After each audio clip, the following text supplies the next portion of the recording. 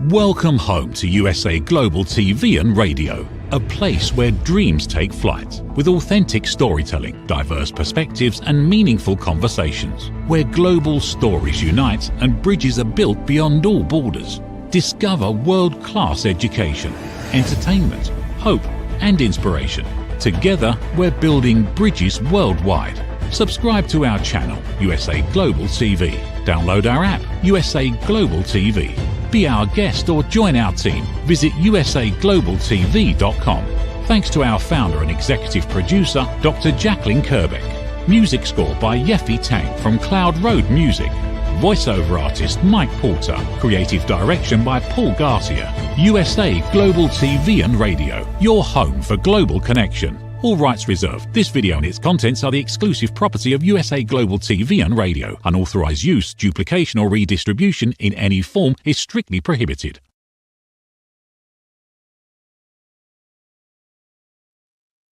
Howdy all, this is red-olaughlin. We're on the Corner Bookstore today on the USA Global TV and Radio Network. And I'm honored to have a guest return. Candice Macphie was on our show last year. She's a world traveler, a backpacker, an author, best-selling author, just a wonderful person all the way around. So, Candice, please join me here on stage.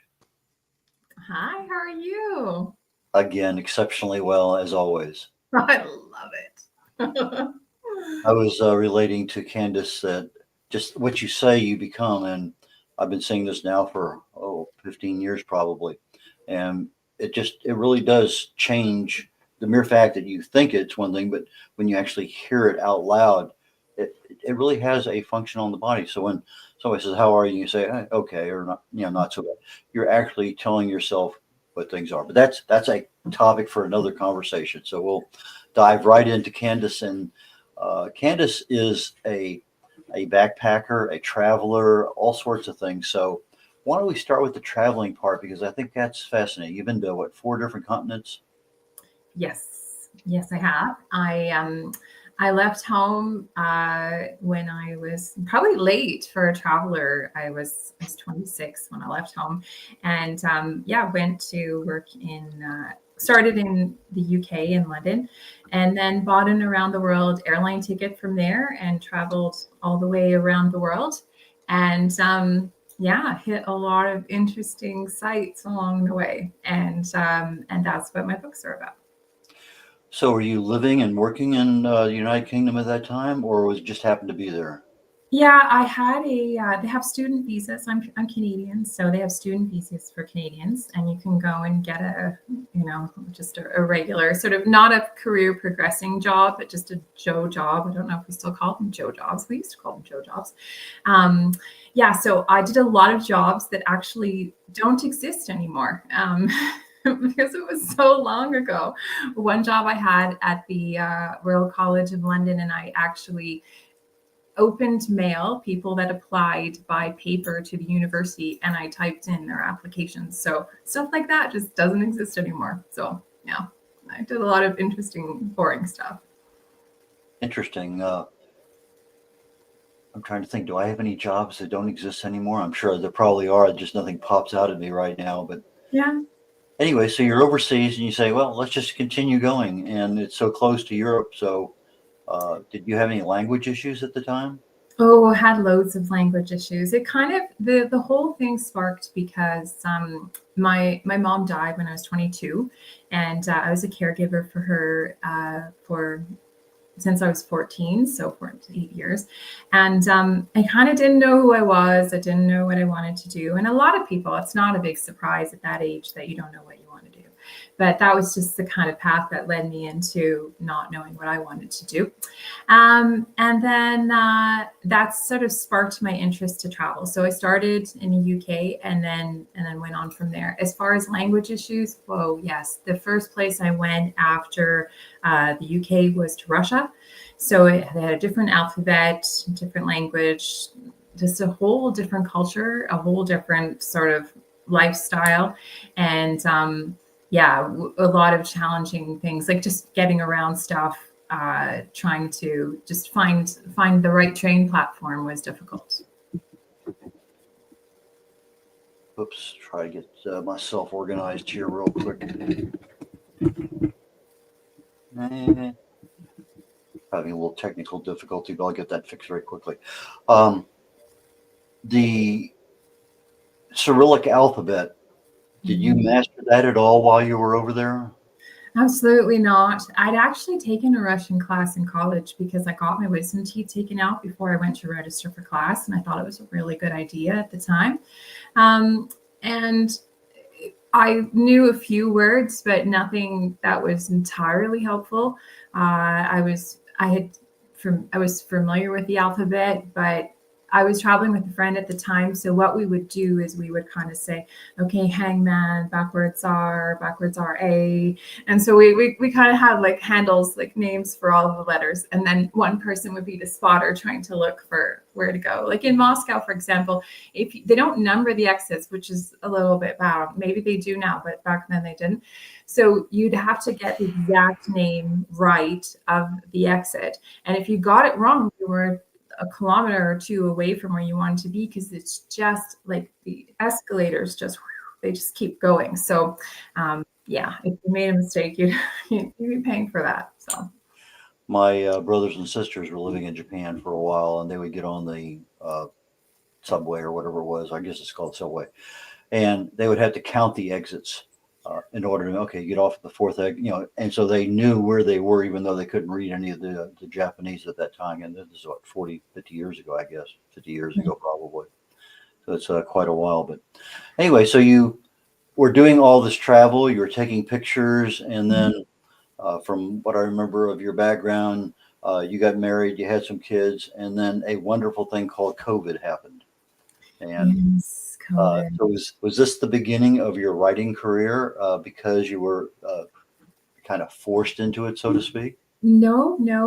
I started to. I always wanted to tell this story, but it was really difficult. I don't know what it was. Just have a blocker sometimes, and you just kind of can't get past it.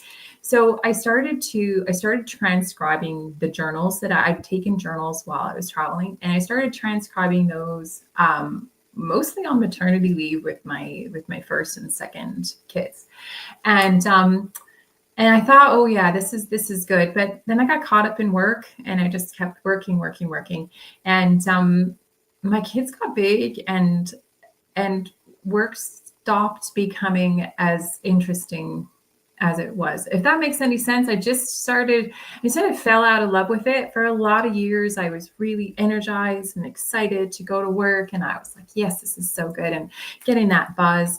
And then I just started looking at my kids, and they were getting so big. And I thought, whoa, I've missed a lot, and I'm going to continue to miss a lot unless I make some different choices.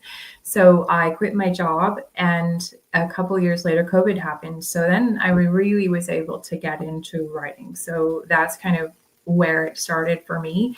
And we had a different COVID story than a lot of people. I mean, we all got sick, but my husband was working a lot too, and I never saw him. And he worked from home, and we had a lot of time together as a family, which was something that we had been missing for a lot of years. So COVID for us wasn't great, but it was a time to reconnect. So we got a positive out of it. Okay, so you decided that your travel background would be a good thing to start writing about. So your first book was what? My first book is it's 5-part series. I know it sounds so long. So what happened? I said, okay, this is a book. So I started to transcribe the journals, and they got really long, really quick. So I just started to parse them off into different pieces and saying, okay, well, maybe there's more than one here. Let's just kind of dig in. And as I started to learn the competency of writing, because I didn't come from a writing background. I was PowerPoints and, presentation specialist. I was not a literary specialist by any stretch of anything. So as I started to learn the competency of writing and being able to get into it, I quickly realized that this was going to be longer because my goal, I knew for sure what I wanted. I wanted the person, whoever the reader, to be able to dump themselves in and just immerse yourself. You're there. You're in the 90s. You've got a backpack on. It's sweaty. It's cold. You're getting harassed. You're not getting harassed. You're finding a place. You're trying to find your way. You're meeting people. You're going through. I wanted people, the readers, to just to sit back and laugh and have fun and just take the trip. And to do that, I needed more words. So this story just started to bloom. And so it's 5 books, and okay, so there we go. And each book, because it was a year-long trip, so it's a year, and each book takes place over a certain geographical area, and they each have their own story. You could read them independently, or you could read them all together. They're written in such a way that if you just picked up one, you could just read that one. But it is one continuous story. Okay, I noticed on your website that you have pictures available from your travels. Yeah. I have to assume that the books also have photographs in them too that highlight the places you were at. Yeah, I have a map. I do not have pictures in the book. I do have a map that sort of takes you through the story and takes you through. And the map has, I have a little bit of an Indiana Jones thing going on. So I love the beginning of scene where, he's taking the plane across the map. And so I have a very talented friend who was able to do me some maps like that with, you can see the mode of transportation that I took to get from one place to another. So it's kind of neat. So each book, if you pull up, the book, you're going to have this map, and it kind of gives you the not the itinerary, but the actual path that you chose. Yes. Okay. Yes. When you started writing, how long did it take to get that first book done? And then how long did it take to get the last one done? Because you say everything in a year, but you were doing a lot of traveling too. Yeah. So the journey took a year to write the book. Well, I think to write the book, I thought I'd written the book faster than I did. I wrote the book and I thought I've written a book. And then I went and met the right person who told me I didn't write a book. I wrote some stuff, but I needed to be better in order for it to be a book. So I had to take some time to learn. So if I'm being real, like real, I was able to, what I will refer to as transcribe the journals quite easily to write the book. The first book, it probably took me about 3 years. Yeah. And that's not unusual for first books. It really isn't. I mean, some people 8, 10, 12, 20 years that we've talked about on this show. But got the idea, they started, and they just plodded through and got it done. I think for me, it was the intense edits. I think I was able to, get the story, get the outline, down, which is basically the journey down, and then really to write the story that happened. That's what took me the time, and to also make sure that it was done in a reader sensitive way, right? So it's an interesting, I don't want people going, oh, boring, flip. I want you just to go through and to love every word. I'm a bit of a, not a bit of a nerd. I'm a big nerd. And I do enjoy the spending time to be economical with my words when I write and make sure that I use the exact word to give you that sense of as a reader, to be able to immerse yourself the best you can. Where did you find people most helpful in your journey for, whether it's information or food or hotels, or sometimes it's a taxi cab driver, sometimes it's somebody you just meet and they take your picture. But what country did you find the people most happy to help you? I haven't been asked that question before. Red, it's funny. I actually just wrote something about this in the third book that I'm writing, and it was never a country, it was always a person. They, in Russia, for example, we got there and we were on the bus, and this man, he was so excited. He knew where we were trying to go, and he's giving us the hand signal and trying to direct us to the metro. And he was really kind, really helpful, wanted to make sure we got there safely. And then other people we met were absolute jerks in Russia. So it was different. In each place I found not nice people, and each place I found nice people. If you asked me where the most welcoming people were, I would say South Africa. Oh, wow. Interesting. Mm-hmm. Okay, you said you had a little bit of issue initially with editing, which is, totally understandable. We're not professionals. We start out and we become better as we get along. Mm-hmm. So tell me about that first editing journey, because that's usually the one you remember the most. Yeah. You know what? I think I come from a corporate background, so I was able to leverage that, at least that, in terms of the hiring process that I went through to find the right partner to work with. Because I realized I had written something, a bunch of words on a lot of pages, and needed someone who, first of all, understood my vision. Second of all, could actually help me achieve the goals I wanted to do. So I said, okay, what would I do if I was working? I would interview. So I went out and looked and interviewed a bunch of folks, and I didn't actually find anybody. So I contacted a friend of mine who is a successful author, and she said, oh, go to this person. So I went to them, and they were perfect. They understood what I needed. I sent them my book, bit my nails while I was waiting for her to come back to me 2 weeks later. And she was kind, very kind, but also very direct with her feedback. And it really helped me appreciate the fact that I had a long road before I could get anywhere.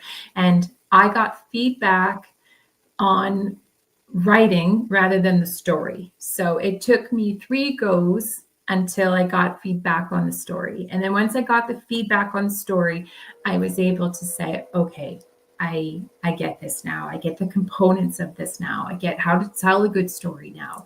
I get what I need to include to have that there to make this a good story. I think I also had the luxury that I wasn't in a rush to publish my first book. I had time to learn. And my worst fear was to put my name on something that was actually awful. I just thought, I do not want to put my name on something that's not the best effort that I could put out there. So, and that's why I spent the time doing. Storytelling is so important because it's what keeps people's attention.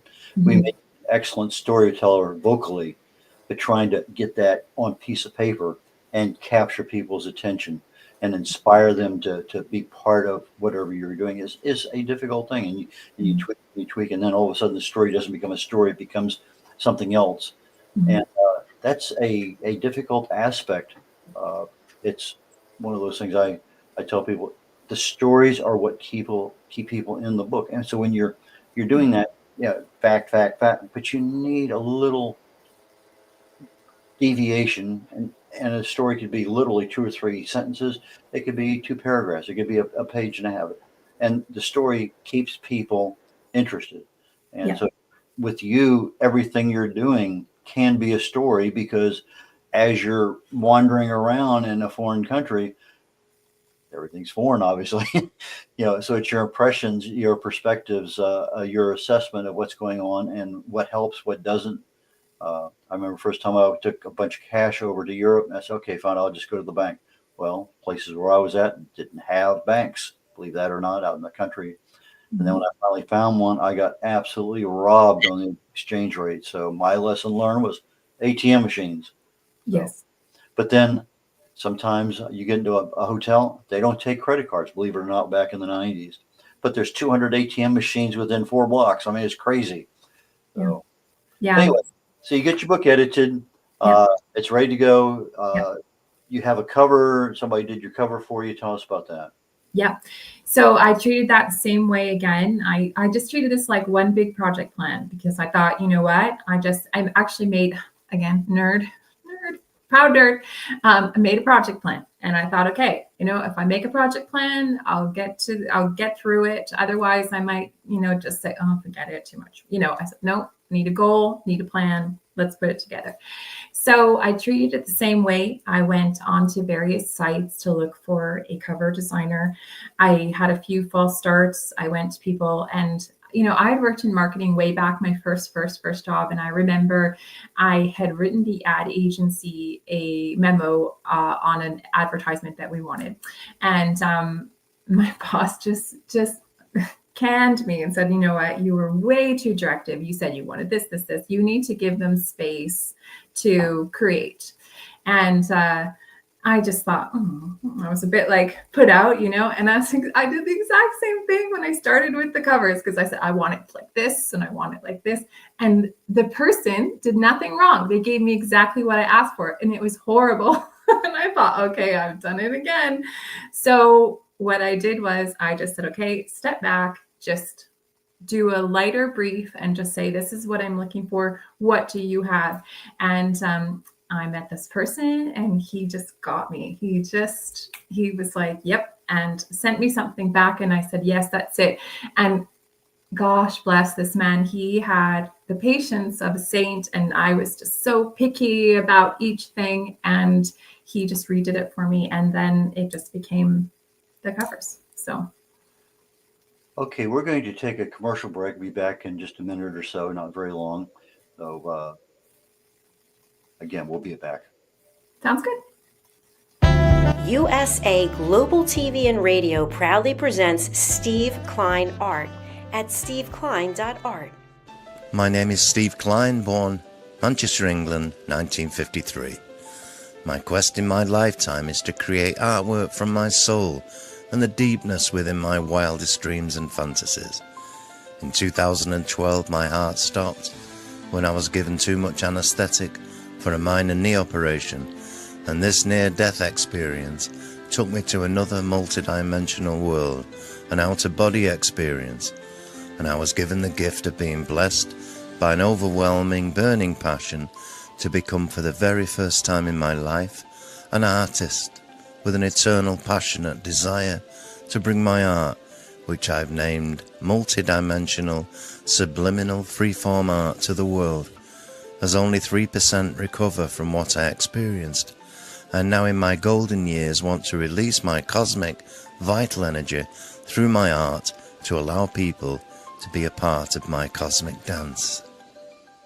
To learn more, email roccogoodwine@gmail.com. For VIP pricing, mention USA Global TV and Radio.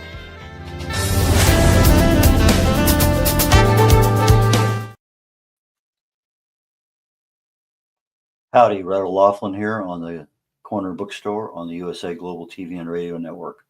And Candice Macphie is our guest today. And Candice, please join me again. Hi. Okay, one of the things that we wanted to talk about backstage before we started the show is you have a book coming up at the end of April. Let's talk a little bit about that, and then we'll get back into some of the other aspects of your writing. Absolutely. So I have the first book, which is called Finding Color. I've got it here. I'll show it to you. Absolutely. Beautiful cover. And that's the first book. Second book, Life Strikes Back, takes place. The sort of thing goes from right to left in terms of what the journey is. And the third book is very exciting. It starts in Prague, and I know you love Prague too, Red, and it starts right at the Charles Bridge. So that's where the book starts, and then it travels all around, a bit around Europe, and then the largest part of it takes place in the Middle East.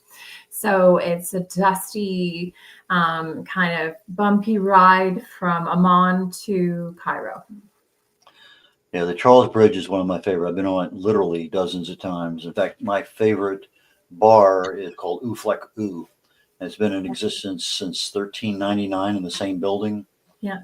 It's just, and it's the Charles Bridge, for those who don't know, it's literally right at you get off the bridge and you're at the old town, which for over 300 years was never really ruined by war. So you get a lot of history there. And it's not unusual to walk into buildings that are centuries old. So, but again, wonderful place. So your book is coming out.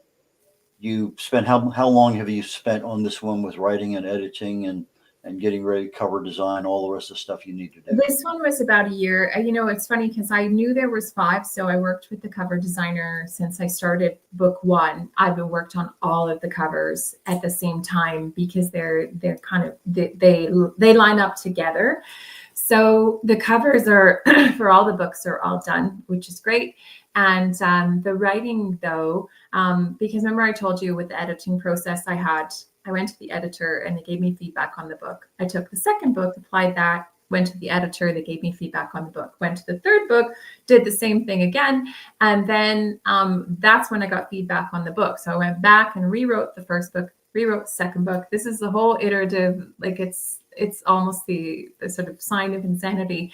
And I thought the third book was ready to go, but it wasn't, because by the time I had written book 1 and book 2 and then got back to book 3, which I thought was in pretty decent shape, it just didn't have the same sort of zippiness that it needed. So I had to spend time kind of combing through and getting rid of the clunky and just making sure that the scenes were sharp. So cutting things off at the front and the back of a scene to really compress it and to blow out the points that were important to go with the story. One thing I didn't say is that the best feedback I ever got on my book is I gave it to a girlfriend and I said, "What do you think?" I was so excited for book 1. And she just said, "I couldn't finish it." And I said, I was gutted. I was so, what? And she goes, "It was like reading an itinerary." And I went, "Oh," and I said, "Thank you." I said, "Thank you. That is the best thing," because I didn't understand what it needed until that exact moment. Then I understood that it was just pieces of a trip. It wasn't a story. So, and that's been the fun part, is to make it into a story. Do you use any AI at all in anything that you do? No. Okay. I do get help with commas. Sorry, I lied. They help me with commas. My Grammarly is like, "Ooh, comma," and that's about it. I every time I get an underline or something and a suggestion, one time I went just curiously and I thought, "Oh, this is not how I talk. It's not how I want the story to be. It's not light. It's not funny. It's not." Sometimes I say words that don't even make sense, so it doesn't make sense for me either. Yeah, sometimes editors want to make things a little bit more correct, but if that's not the way you say things, that's not you. You're Mhm. taking you Mhm. out of the story, and that's not part of the plan. So, Mhm. speaking about your books helps you for credibility, helps you for sales, helps you for a lot of things. Do you get many opportunities for that? To speak about my books, I do. It's funny. I would I like to speak about them more? Probably, but I'm also just so in the bubble right now in terms of writing that I also didn't. It sounds really dumb, but I wanted to focus on learning how to do this. I wanted to be good at this before I kind of stepped into the world and spoke more about what I'm doing. I guess I didn't want to interfere my learning journey with anything. And I just, sometimes you see people and they just blow up on their first book, and that's great. But I can't imagine the pressure just to keep that going and then to keep all the appearances going. And for me, I'm just quite happy writing. I love writing. I get really jazzed about a good scene, or husband comes home, I'm like, "Oh, I did a good one today," and I get very excited by that. So, do I talk about them? Yes. Should I talk about them more? Yes. How do you do your book launches? For now, I do. There's a local bookstore that I do them at, and then folks come to it. I do a lot of social media. One thing I did do was that I'm really not. I'm creative with words, but other than that, maybe not so much. So what I do is I have this thing called the traveling book, and I have like a sticker that I put in the front.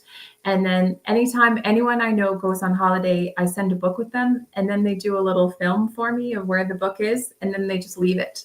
I've got 75 books I've left all around the world, and I've had about 5 people contact me saying they picked it up and then they dropped it in another place, put their name, and then sent me pictures of where they dropped it. So it's kind of a neat take on the backpacking thing, and then just sort of leaving books in different places. I had a laundry not far from the hotel I was at in one of the cities in Spain, and they had a big bookshelf, and the sign was, pick one, leave one. Mhm. And I just thought that was kind of a neat idea, because you have a chance to share, and if your contact information is in the book, there's lots of options. So I typically, when I'm reading something, I'm traveling, and I finish a book in the airport, I'll just leave it right there in the chair, and figure Okay. whoever's coming by, it's sitting there by itself. That's a freebie. Just take it. Yeah. Yeah. So it added a neat kind of, it added an ability to sort of put something interesting on my social media, that I could sort of whack on there and say, okay, this is where the book is today. And, it's been interesting. I think the most interesting one was I gave one to my girlfriend who lives in England. She left it in Essex, like on a bench overlooking the sea. And a woman went on a walk at lunchtime, picked it up, and she took it with her to Spain and left it in Spain and sent me a bunch of pictures. And then I had some. So anyways, there's been a couple that have made a bit of a journey. So we'll see where they end up. That is really neat. I like that. That's obviously a story all to itself. But when you had your first book, obviously, like most of us, me too, we wait until the book is done and then we start marketing it. Mhm. Changed your marketing prowess at all since you wrote your first book to what you're doing now? I definitely have help now. I didn't really have any help to begin with. I think if I was to say anything, I've been very good on my project plan in terms of launching the book, but the marketing has definitely not been a strength of mine. And I don't have any tips or tricks because I really haven't been doing it. So I know, shame on me, and definitely I need to get better at it. So. Okay, you're using Mickey Mickelson, Creative Edge, as your publicist. Mhm. At what book level did he come in and start helping you? He came in after book 2, and he's been helping me loads. I've been getting interviews with folks like yourself, and I've written articles, been in different magazines, radio shows, all of that. I think it's just, for me, it's good practice. Although I spent my life presenting to large rooms of people, I really don't like presenting. I much prefer this in terms of one-on-one conversations. I'm much more comfortable standing in a large room or presenting. But I think it's all good practice, right? In terms of I just making sure that you're articulate and being able to converse about what you're doing. Speaking of articulate, do you have plans for audiobooks for your series? I would love to have audiobooks for my series, but I haven't added that to the project plan, but I think I should. Do you have any video travel logs, 30-second, 1 minute, 90-second videos of your books? Yeah, I don't have that either. Again, I think I've been trying to encourage my kids to get really interested in doing this for me, but they don't. So until I've been one track minding, I think, it's kind of like, because there's 5 books, it's kind of like book 3 is Wednesday. And once you get past Wednesday, then the rest of the weeks gets easier. So I feel that once I get past my 3rd book, then I should be able to open up to a bit more of other things. But I think it was just maybe I need to get over a hump day. Yeah. I guess the aspect of, I got this book and I got through the editing, I got through the cover, or I got through the marketing, and I'm picking up new skills as we go along the way. And I got to get that auditing on my project plan. I get an audio on the So anyway, it's a constant learning curve. Even though, you may have 3 or even 13 books, it's still we don't know everything. And there's some people making a lot of money that are still learning. as you say, some of the best advice you ever got was what reads like an itinerary. I couldn't finish it. Sometimes bad advice is better than good advice. It's just, it helps those little holes in our thought processes. And so it's interesting. I write on a lot of technical subjects, so I have people look at my stuff. If you don't understand it, circle it. I will make it easier to understand. Yes. But what I take for granted for what I write and speak is that everybody will understand. Well, that's not the case. And so you really have to have that 7th grade education, which sometimes AI will give you that level of understanding in your finished product. So I've been looking a little bit about that as having, okay, my final proofread it for a 7th grade level. And that comes back to me to be of literally immense value. It's not changing what I wrote. It's just tweaking some of the words to make them understandable. So anyway, pass that on for what it's worth. I also think a bit of distance helps too, if because you go through the book, and then by the time I don't just do one pass, there's a number of passes. By the time I go back to the start again, something that I thought was a sentence, like a good sentence, just kind of doesn't. I call them like it just gets like a rough patch. And I do a lot of read aloud. So I will write a scene, edit a scene, and then I'll listen to it, do a listening pass. And as I listen to it, you really can kind of pick up on the rough pieces, or, oh, that doesn't make sense, or that word doesn't actually make sense with that scene, or it's too heavy, it doesn't go. So that's another option, another way that I have to kind of pick it up. I love the read aloud. I use that a lot myself. It's amazing. Everything sounds good in your brain until you hear it. That's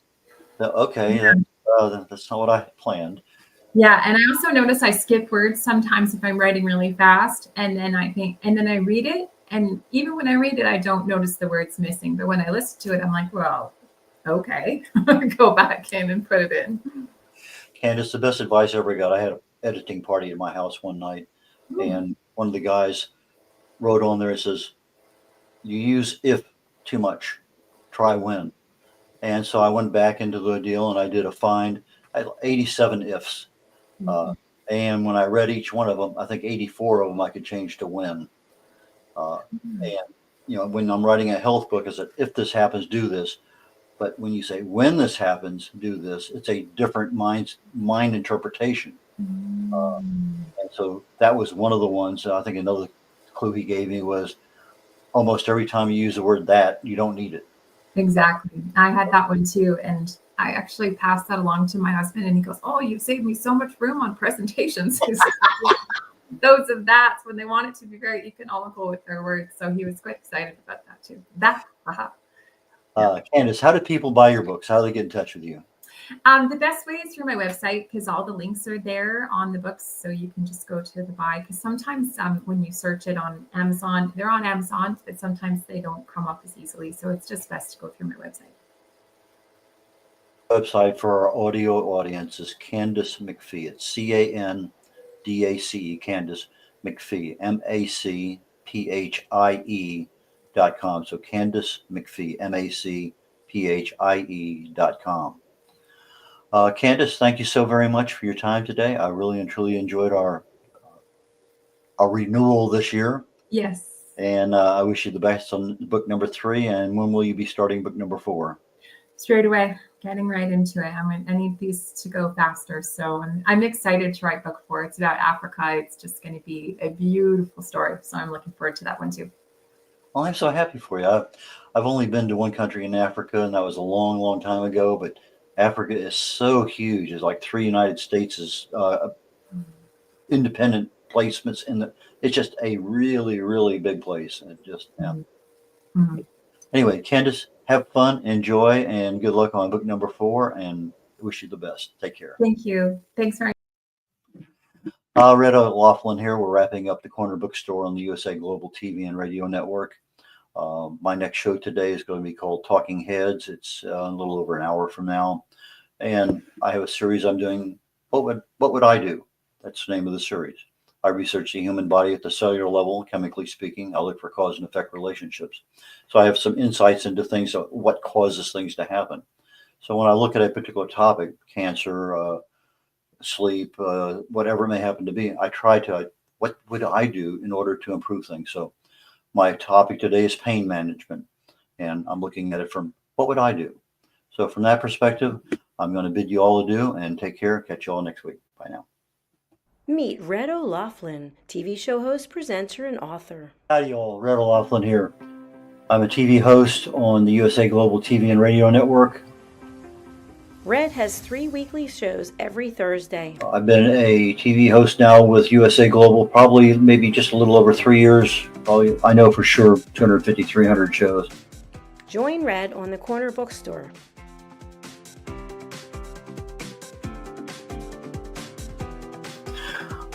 The Corner Bookstore is one where we talk to authors, publicists, publishers, editors, cover designers, anybody associated with the writing and authoring book production business.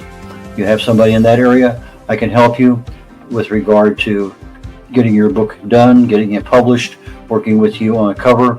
A lot of things I can help people with, and I have probably maybe published over 40 books for people so far. Join Red on The Wise Ones.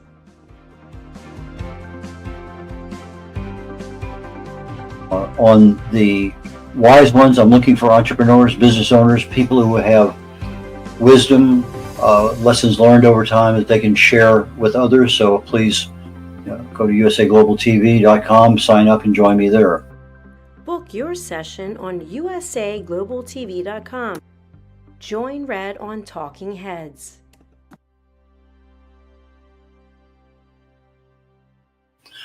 On Talking Heads, I take my experience. I fell in love with chemistry many years ago, got a degree in it, got an invitation to Vietnam, never practiced chemistry per se, but I did get a chance when my wife was going through chemo to get back into the chemical end of things. I started looking for cause and effect relationships. I had been working at a company doing cause and effect analysis on failures in the field on various products that we made. So I said, why not look at the cellular structure in the body? The chemicals are chemicals. They do certain things. So I take my knowledge of chemistry and research. I write about it. I speak about it. I have over 1,000 original content articles on LinkedIn, most of them dealing with some aspect of health or wellness. I speak on that topic quite often, and the Talking Head show is one that I concentrate my knowledge of health and wellness on in order to help people. Red is a distinguished Toastmaster. As a distinguished Toastmaster, I help people get their speeches developed. The presentation is something that I critique all the time with Toastmasters. It's one of those skills that I have. I can easily help you on that one. So from a position of writing, publishing, book coach, speaking, and being a keynote speaker at an event or virtually, depending on how things work out. But those are the things that I can help people with, and I have 3 shows every week here on the USA Global TV and Network, and please join me when you can. Appreciate it. Bye now. Here are some of the books that Red has written and published. Contact Red at red-olaughlin.com. What if one simple skill could change the way you connect with the world? What if listening could open doors to deeper relationships, stronger businesses, and a better you? Dr. Jacqueline Kerbeck, the Listening Mentor, brings you USA Global TV and Radio, a space where voices are heard, ideas are shared, and global communities thrive.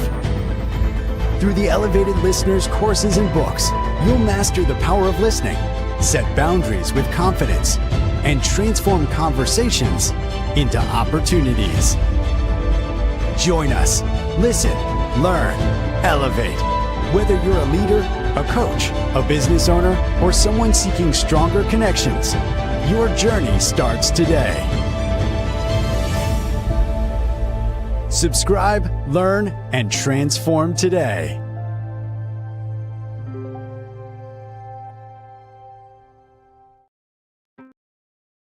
Thank you, viewers and listeners of USA Global TV and Radio, for joining us today. We're honoured to have your time and attention as part of our global community. At USA Global TV and Radio, we believe in the power of authentic conversations, meaningful connections, and creating a world of possibilities together. Want to be part of something bigger? Join our team of elevated listeners at usaglobaltv.com, a space where your voice matters and your ability to listen transforms relationships. Stay connected with us across all our platforms for thought-provoking discussions, expert insights, and empowering stories. Subscribe to our channels at youtube.com/c/USA-Global-TV. Follow us on social media and explore the endless opportunities we're creating for growth, learning, and inspiration. Together, we're not just broadcasting, we're building bridges and changing lives one conversation at a time. For inquiries, contact us at info@usaglobaltv.com. Music by Johnny Dyes. Produced by Executive Producer and Director Dr. Jacqueline Kerbeck. Voiceover by Mike Porter. Creative Direction by Paul Garcia. All rights reserved. Copyright 2025. Visit usaglobaltv.com to view our full terms and conditions.